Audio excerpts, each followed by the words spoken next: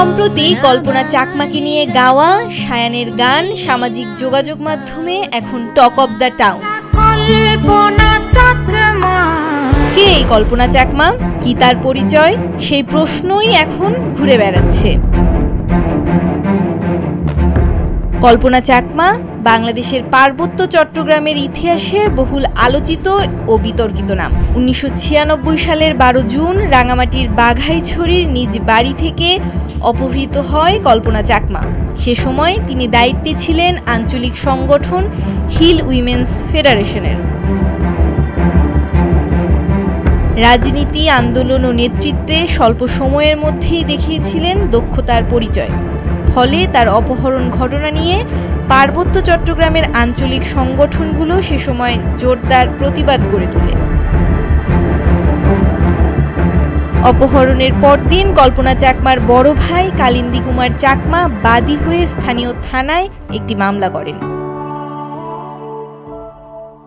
নানা চড়াই উচ্চাই পেরিয়ে দীর্ঘ 28 বছর পর চলতি বছরের 23 এপ্রিল অপহরণের মামলাটি খারিজ করে দেয় রাঙামাটির আদালত।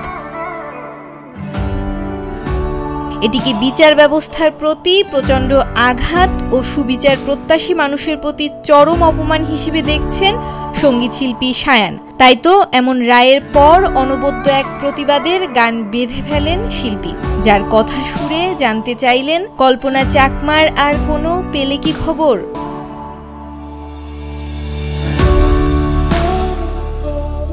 সায়ান এই গানটির নাম দিয়েছেন এটা কল্পনা চাকমার গান, যে গানের ভেতর দিয়ে তিনি যেমন প্রকাশ্যে গুম হওয়া কল্পনার কথা মনে করিয়ে দেন নাগরিক শ্রোতাদের, তেমনি তুলে ধরেন পাহাড়ি জীবনের কষ্টগাথা। 7.5 মিনিট দৈর্ঘ্যের এই বিশেষ গানটির সঙ্গীতায়োজন করেছেন শফিকুজ্জামান শাওন। লিরিক ভিডিওর জন্য নান্দনিক ভিজুয়াল আর্ট তৈরি করেছেন তুফান চাকমা। গানটি সায়ানের ইউটিউব চ্যানেলে উন্মুক্ত হয় গেল 10 জুন। এখন প্রশ্ন হচ্ছে, কল্পনা চাকমা কোথায়?